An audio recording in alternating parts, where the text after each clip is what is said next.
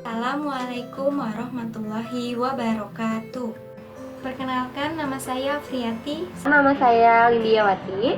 Nama kakak Nova Novianda. Saya Dinda Zahara. Nama saya Restun Sudita Padiwa. Nama saya Amanda Rizky Pratama dari kelompok 3. Selamat siang adik-adik. Perkenalkan, nama kakak Afriati. Kakak dari Universitas Nasional. Kakak dan teman-teman kakak akan menyampaikan sedikit informasi tentang pendidikan seksualitas dini. Tujuannya agar adik-adik memahami dan mengetahui. Salah satunya, bagaimana perubahan pada diri adik-adik yang akan mengalami pubertas. Langsung saja, materi akan disampaikan oleh teman kakak.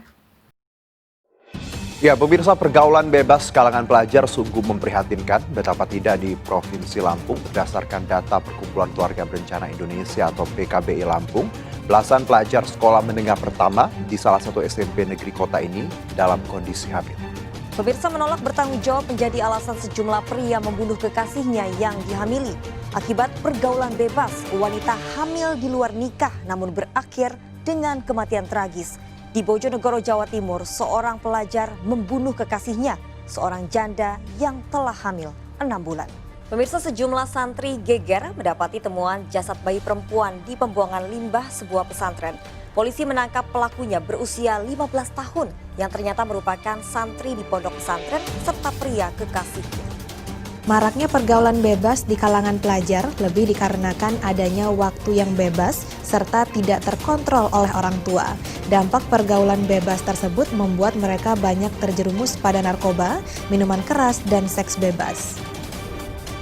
Wajah pelaku pelecehan seksual terhadap wanita di gang sempit di kawasan Cipinang Betar Utara, Jatinegara, Jakarta Timur terekam CCTV. Pelaku sempat membekap korban, bahkan saat korban mencoba melawan, pelaku mencekik leher dan memukul korban.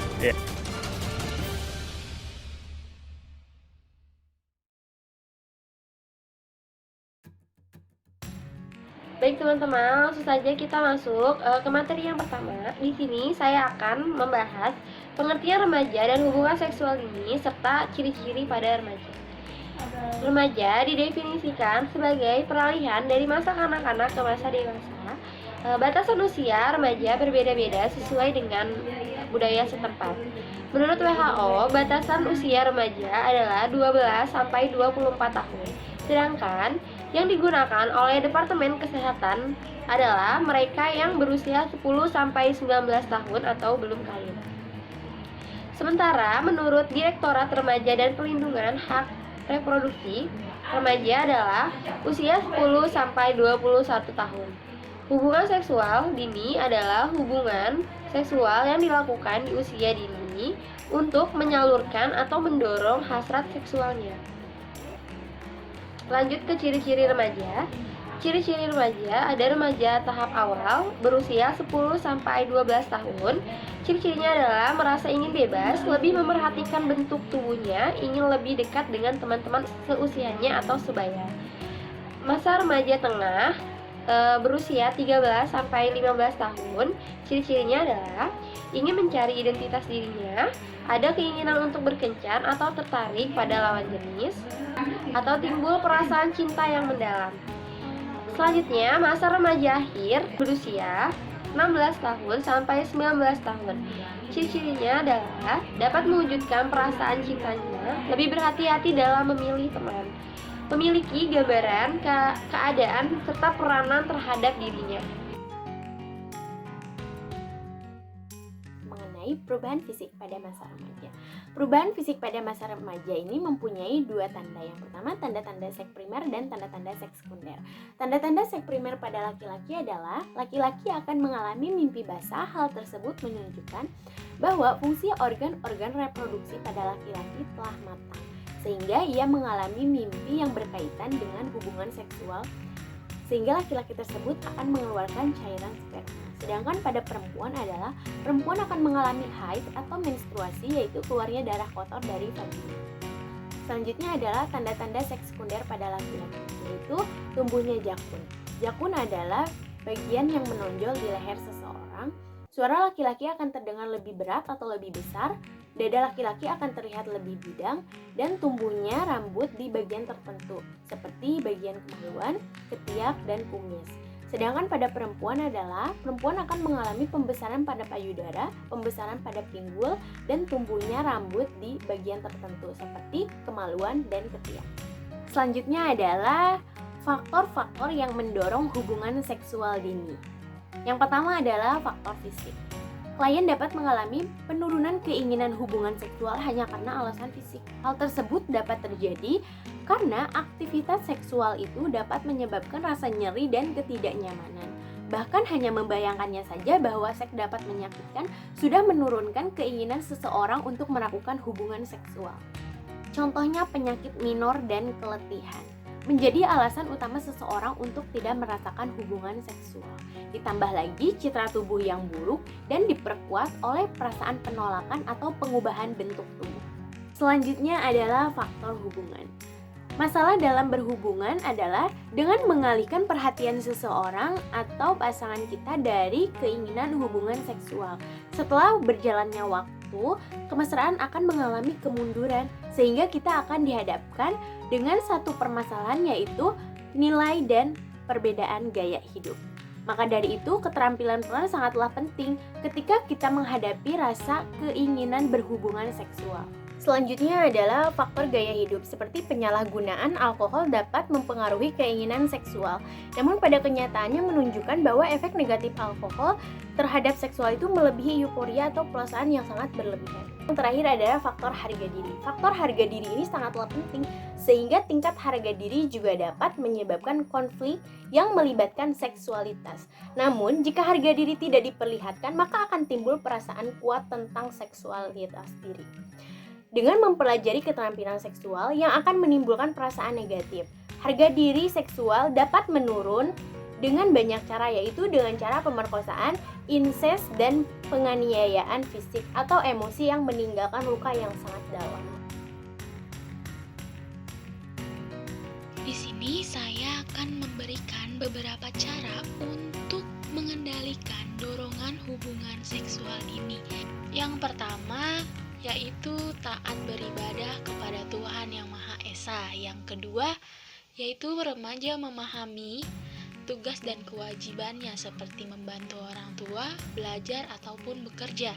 Yang ketiga yaitu mengisi waktu dengan sebaik mungkin sesuai minat, bakat, dan kemampuan yang dimiliki setiap individunya, yaitu misalnya di dalam bidang olahraga, kesenian, dalam organisasi, dan lain-lainnya.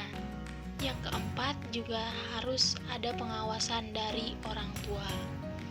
Ada beberapa akibat yang dapat ditimbulkan dari hubungan seksual dini, seperti yang pertama terkena kanker serviks, yang kedua terkena penyakit menular seperti HIV dan AIDS. Kemudian terjadi kehamilan yang tidak diinginkan, sehingga menimbulkan beberapa pikiran untuk melakukan aborsi yang dapat mengganggu psikologis seseorang. Kemudian ada penyalahgunaan seks. Terdapat beberapa temuan mengenai penyalahgunaan seks yang terjadi. Yang pertama, seks sebagai alat pemuasan diri, contohnya sebagai seks bebas atau di luar nikah. Yang kedua ada pedofilia yang korbannya kebanyakan adalah anak-anak, atau antar anggota keluarga yang menyebabkan retaknya kepercayaan serta runtuhnya nilai-nilai moral antar keluarga. Kedua, seks digunakan untuk ekspresi kemarahan, seperti tindak pemerkosaan yang merupakan tindak kejahatan dan mencerminkan kekerasan kepada wanita.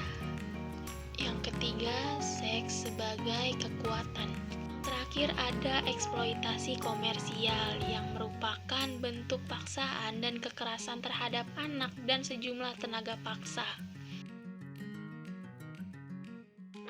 Siap adik-adik, tadi sudah mendengar penjelasan materi dari kakak-kakak, dan di sini kakak akan mengevaluasi materi yang sudah kakak-kakak jelaskan tadi. Di sini kakak akan membagikan lembar kuesioner untuk kalian isi.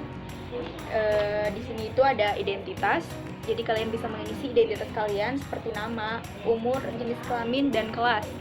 Dan di sini tuh ada pernyataan seperti bagaimana sih kepuasan adik-adik terhadap penyuluhan tadi. Di sini adik-adik bisa mengisi sangat puas, puas, cukup puas, tidak puas, sangat tidak puas. Lalu di sini ada kritik dan saran. Jangan sungkan untuk memberikan kritik dan saran pada kakak-kakak yang melakukan penyuluhan tadi. Dan di sini ada pertanyaan seputar materi yang tadi. Jadi adik-adik bisa menjawab pertanyaan-pertanyaan ini dengan singkat dan jelas.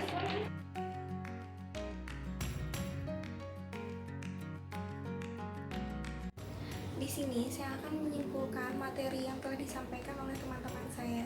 Populernya seks pranikah di kalangan remaja karena adanya tekanan dari teman-teman, lingkungan, atau dari hubungan itu sendiri. Nah, faktor yang menyebabkan munculnya seks bebas adalah faktor gaya hidup, faktor hubungan, dan kekurangan kontrol diri. Maka dari itu, cara pengendaliannya adalah dengan taat beribadah kepada Tuhan Yang Maha Esa. Lalu, setiap anak remaja harus memahami bahwa tugasnya hanyalah belajar, mengisi waktu dengan mengasah minat dan bakat, misal berolahraga, mengikuti berbagai organisasi, atau mengikuti pentas kesenian. Adapun cara untuk mengatasi atau mencegah terjadinya seks bebas di kalangan remaja yaitu dengan pengawasan lebih dari kedua orang tua, lalu dengan memberikan kasih sayang yang lebih kepada anak remaja, lalu adapun pengawasan dari orang tua yang tidak mengekang, lalu memberikan pendidikan kepribadian kepada anak dan memberikan pendidikan agama. Segitu saja kesimpulan dari saya, kurang lebihnya mohon maaf. Wassalamualaikum warahmatullahi wabarakatuh.